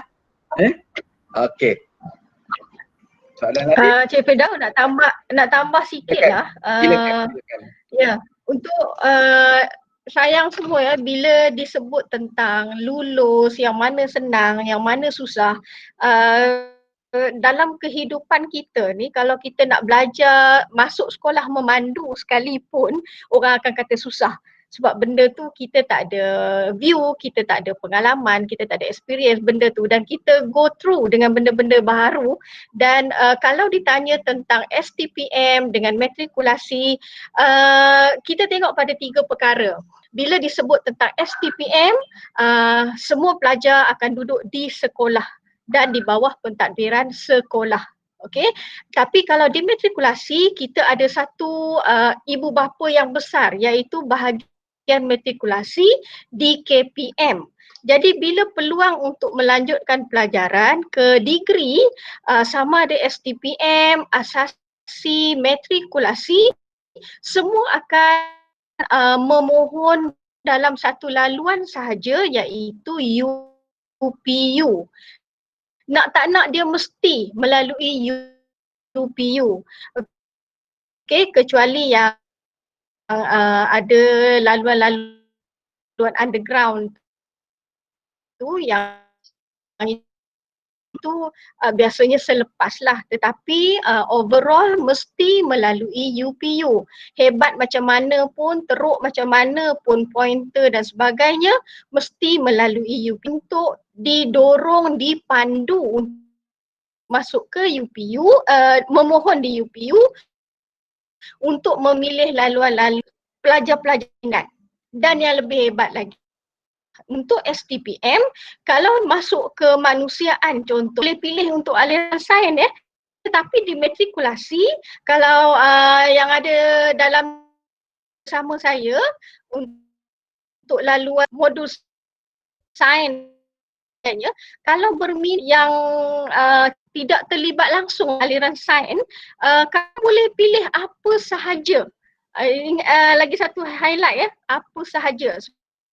Kita ada pelajar-pelajar kita yang masuk modul 1, modul 2, modul 3, tetapi akhirnya bila degree mereka memilih seni persembahan. Contoh dan itu memang wujud, memang ada.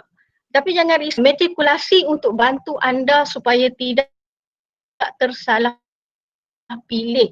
Dan yang paling menarik bila anda semua melalui matrikulasi ke universiti untuk degree, kita jarang ada sebab kita dah bantu sebaik mungkin. Tapi kalau di STPM, saya tak pasti bagaimana sebab kebanyakan yang kita dengar ramai yang tak dapat. Antaranya salah pilih, tak dapat maklumat yang jelas, tak dapat maklumat yang katakan telus dan sebagainya. Sebab itu kalau di matrikulasi, kalau semua pelajar dengar, kebanyakan maknanya matrikulasi produknya tetap akan pergi ke universiti, yang itu pasti, dan kita akan bantu sehabis baik. Kerana masuk hinggalah ke hujungnya segala jenis bantuan, orang kata cuma kalau masuk asasi, bak kata Cik Supian tadi, bayaran-bayaran tu sangat berbeza walaupun setahun, dan di STPM pun kita tak ada kemudahan-kemudahan sebagaimana di matrikulasi. Jadi pilihan yang tepat, pilihan yang baik, pilihan yang telus untuk laluan semua pelajar ke degree nanti, sebenarnya matrikulasi dah membekalkan segala-galanya di situ.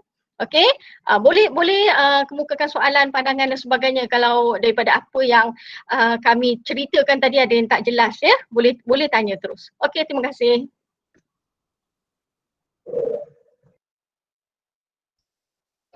Saya respon soalan J-Sri ya. Untuk syarat kemasukan ke program matrikulasi, dia tak mengambil kira gaji ibu bapa. Sesiapa saja boleh memohon untuk masuk ke program matrikulasi. Dia tak kira, syarat dia cuma 90% akademik dan 10% co-curriculum. Itu sahaja syarat kemasukan dia dengan syarat-syarat minimum yang tadilah. Tak ada langsung syarat dia tengok gaji ibu bapa dan sebagainya. Okey, soalan-soalan lain silakan. Puan ada ni? Ataupun kita dah sampai ke penghujungnya.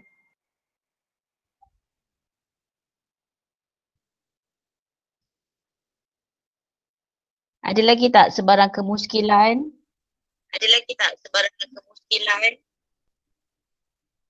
Saya cuma nak buat promosi di bahagian saya lah sebagai bekas pelajar matrikulasi ya. Saya juga adalah produk matrikulasi. Tiada yang senang untuk belajar. Program matrikulasi ni satu program yang memang bila dikatakan setahun program fast track, bermakna awak boleh nampak dia punya cabaran dia, di mana awak akan all out untuk satu tahun, tetapi hasilnya awak akan nampak selepas itu. Apa pun kesukaran dia sebenarnya memang awak boleh buat sebab memang akan sentiasa dibimbing oleh pesara-pesara akademik sini yang sangat-sangat berwibawa kan, berdedikasi. And then dari segi prasarana kita pun sangat baik dan memang kita sangat-sangat membantulah. Jadi saya pun sebenarnya masa first yang masuk matrikulasi memang saya tak tahu pun program ni adalah program yang fast track yang sangat orang kata susah, tapi saya belajar je. Rezeki saya sehingga hari ni saya boleh bekerja dengan baik dan saya tak pasti kalau awak dapat dengar daripada sini-sini awak kata susah ke apa ke tu, saya tak pasti bagaimana cara mereka belajar. Because as a student, walau di mana pun awak mesti belajar secara kita kata smart learning lah. Itu yang lebih baik. Bukan study secara individu kerana tak semua orang boleh belajar dengan secara individu, mungkin perlukan bantuan. Jadi awak kena ubah gaya awak belajar, kena sentiasa kena rajin buat ulang kaji lah. Dan apa pun di mana pun awak belajar memang ada cabaran dia. Itu sahaja, terima kasih. Okey, baik, untuk soalan Farisha, selain kuliah dan kelas, aktiviti apa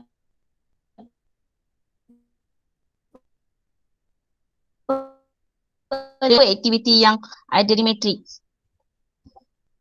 Cik Fida boleh respon?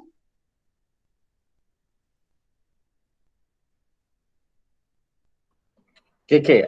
Untuk soalan Farisha, selain kuliah, kelas, aktiviti apa lagi yang selalu dibuat di matrik? Okay, kalau nak kata daripada segi aktiviti matrikulasi ni memandangkan kemudahan dia banyak. Kita ada banyak sangat kemudahan. Jadi banyak aktiviti yang boleh buat lah. Sebagai contoh, kalau kata yang minat dengan sukan, kita menawarkan pelbagai kemudahan. Kalau kata nak berbasikal, boleh berbasikal. Kalau kata yang suka berjogging ataupun suka berlari tu, bentuk muka bumi di Kolej Matrikulasi Perak Berbukit Bukau sangat cantik. Kalau kata yang suka berselfie tu di pinggir-pinggir bukit pun boleh. Even kalau antara yang terkini lah pelajar-pelajar kami sekarang ni, kalau kata kami buat pertandingan TikTok ke, kami dapat nampak semuanya berlatar belakangkan Kolej Matrikulasi Perak, kerana Kolej Matrikulasi Perak ni environment dia sangat-sangat cantik dan sangat-sangat cozy. Itu antara aktiviti-aktiviti pelajar lah. Ada juga kalau kata yang berminat dengan kebudayaan, kita ada banyak aktiviti-aktiviti kebudayaan yang kita anjurkan. Sebagai contoh, Festival Insania, kita ada kalau kata setiap perayaan tu ada dia punya sambutan dia, dan banyak lagi aktiviti-aktiviti kurikulum yang lain yang dianjurkan di Kolej Matrikulasi. Kena ingat, pelajar di Matrikulasi Perak ni buat masa sekarang ni lah, kita ada pelajar yang terlibat dengan kebudayaan sebagai contoh tarian, teater, ada juga yang terlibat dengan Allah Akbar Subhanallah, dengan live band ya. Manakah kita ada studio jamming di Kolej Matrikulasi, ada yang buat kelab ada yang buat kumpulan untuk senam aerobik ya. Banyak lagi aktiviti. Saya nak nyatakan pun takut nanti para pelajar kata macam tak logik, tapi itulah suasananya bila habis saja kelas 4 suku. Memang pelajar-pelajar bertempiaran di muka bumi Kolej Matrikulasi Perak itu dengan pelbagai aktiviti yang mereka jalankan. Ada yang naik basikal, ada yang main frisbee, macam-macam. Banyak lagi aktiviti-aktiviti yang menarik yang ditawarkan di Kolej Matrikulasi Perak. Okey, seterusnya saya terus jawab saja. Soalan Rupinder Core, pukul berapakah aktiviti kurikulum dijalankan? Aktiviti kurikulum di matrikulasi tak sama macam aktiviti kurikulum di sekolah. Kalau aktiviti kurikulum di sekolah di luar jadual waktu tapi kalau kata aktiviti kurikulum di program matrikulasi dijalankan sepanjang waktu dalam waktu jadual, dalam waktu pembelajaran perdana, maksudnya daripada pukul 8 suku sampai 4 suku tu lah. Nanti adalah waktu-waktu dia sama ada pagi ke petang ke dia tak dijalankan di luar waktu pembelajaran perdana. Okey, untuk Emilia Aisyah, ya, pelajar wajib duduk di asrama. Memang tak ada siapa-siapa pun dibenarkan duduk di luar asrama, semuanya berada di dalam kawasan kampus sahaja, dan outing kita akan bagi balik sebulan sekali untuk bermalam. Untuk pelajar-pelajar dibenarkan balik bermalam sebulan sekali. Itu yang kebiasaan yang berlaku lah. Okey, soalan-soalan lain?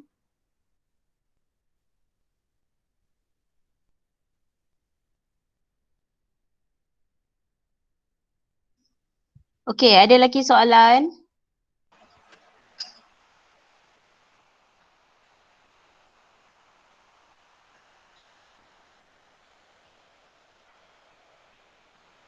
Para pelajar ada soalan lain lagi ke?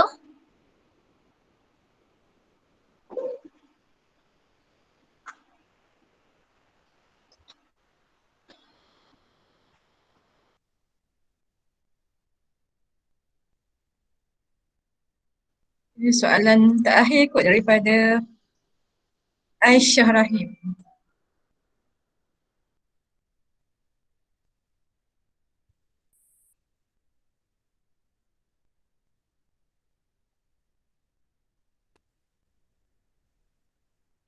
Okey, saya respon untuk soalan Aisyah Rahim, soalan terakhir ketika kelas penggunaan telefon dibenarkan ke?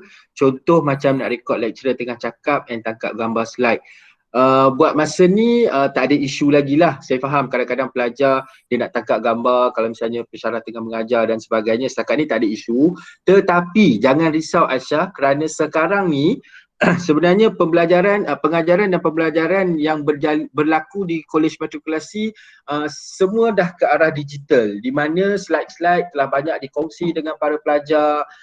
Ada pembelajaran yang telah di-upload ke YouTube. Kadang-kadang inisiatif pensyarah Kolej Matrikulasi ni juga sangat-sangat baik.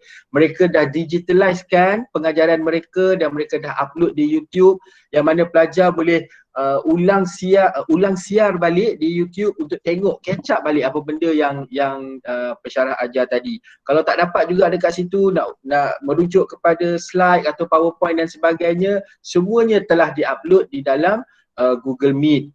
Maksudnya Google Classroom, maafkan saya, Google Classroom. Cuma as a soft reminder kepada semua para pelajar, make sure daripada sekolah akaun MOE tu available. Bawa sampai ke matrik nanti pun akan digunakan akaun MOE DL tu kena make sure semua pelajar ingat dan familiar dengan akaun MOE tu sebab sekarang ni penggunaan akaun MOE ni sangat-sangat penting. Okey, Suzana, last kali jika ada boleh nak bertanya, bolehkah kongsikan talian matrik? Oh okey, sorry ni cikgu.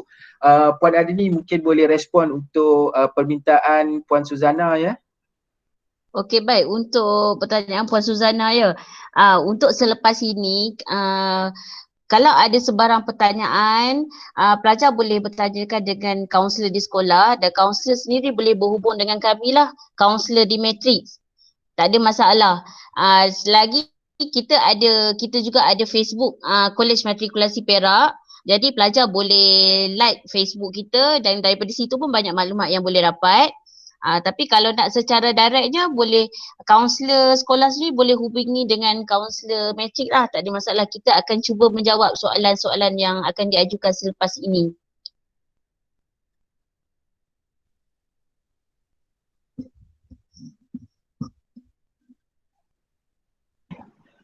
Okey, rasanya dah tak ada soalan lagi kot ya? Ya, Puan Zaimimah ada nak tambah?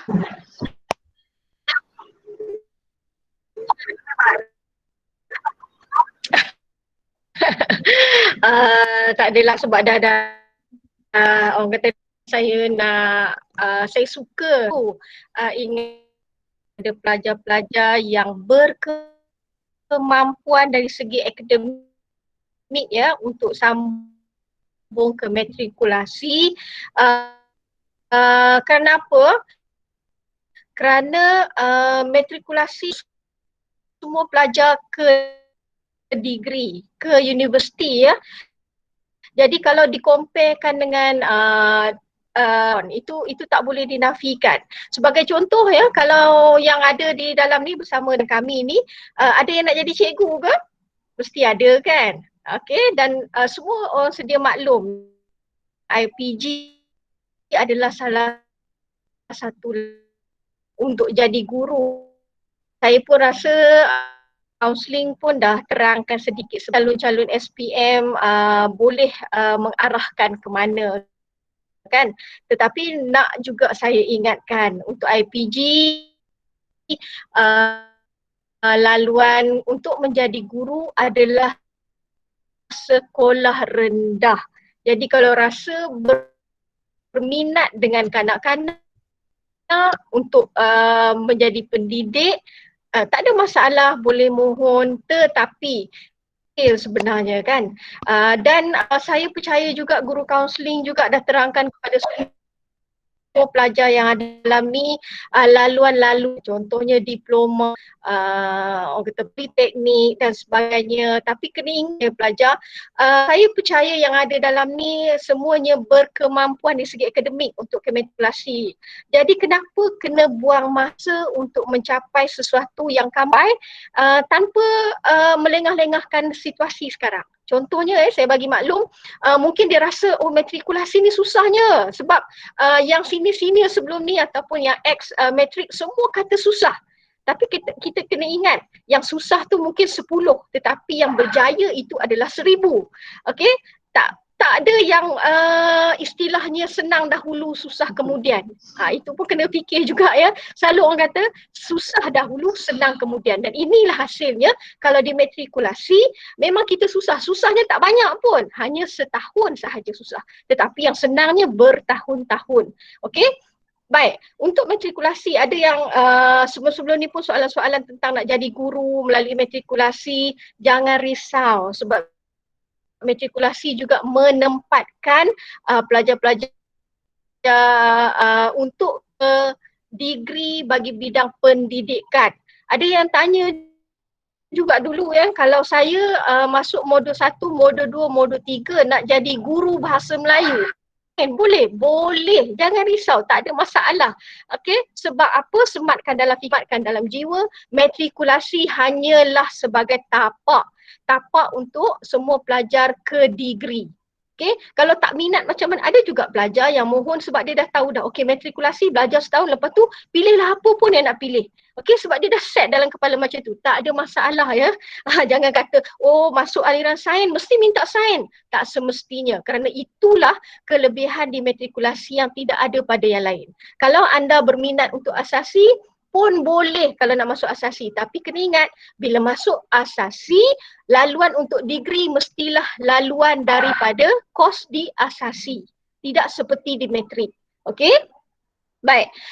Dan seterusnya, saya juga suka nak berkongsi jugalah dengan pengalaman-pengalaman bersama pelajar-pelajar yang lepas. Bila ada juga yang masuk dengan orang kata apa, situasi-situasi yang tak berminat sekian-sekian dan sebagainya ya. Jangan risau sebab kita bantu daripada A sampailah anda berjaya di penghujung matrikulasi ya. Jangan risau. Tapi yang penting sematkan dalam jiwa, sematkan dalam diri, sematkan dalam hati. Semua pelajar masuk matrik itu adalah untuk belajar dalam tempoh yang sekejap, mencapai apa yang kamu mimpikan ya. Sebab tak semua laluan yang ada di luar sana kelebihannya tidak sama seperti matrikulasi. Okey, nak masuk IPG, nak masuk STPM, asasi, diploma, CJ dan sebagainya, banding-banding lah. Sebab saya percaya yang ada di dalam bersama dengan saya dan juga barisan matrikulasi ini, semuanya adalah mereka yang layak memohon matrikulasi. Okey, matrikulasi itu lebih persen semoga saya doakan yang semua good luck ya matrikulasi Perak. Okey, baik, terima kasih Puan Zaimimah. Jadi rasanya kita pun dah 4.40 sekarang ya. Jadi rasanya kalau selepas ini kalau ada sebarang pertanyaan, persoalan, pelajar-pelajar boleh ajukan kepada kaunselor di sekolah dan kaunselor boleh berhubung dengan kami kaunselor di matrikulasi lah. Tak ada masalah, kami akan menjawab untuk soalan-soalan yang selepas ni. Jadi saya rasa sesi taklimat kita setakat ini saja. Saya doakan kepada pelajar-pelajar semua semoga berjaya dalam SPM. Masa nak isi UPU tu, pilihlah, buatlah pilihan yang tepat untuk diri anda, untuk masa depan anda. Jadi saya rasa saya harap apa yang kami kongsikan hari ini jelas untuk pelajar-pelajar dan kaunselor semua. Jadi saya wakil daripada Kolej Matrikulasi, mohon maaf seandainya ada terkasar bahasa, tersasul atau apa-apa yang terkurang daripada kami, saya mohon maaf. Jadi harapnya hubungan kita bukan setakat di sini saja, boleh sampai bila-bila lah kita boleh kontak lagi selepas ini. Jadi rasanya setakat itu saja, saya serahkan balik kepada Puan Yusma Dewi.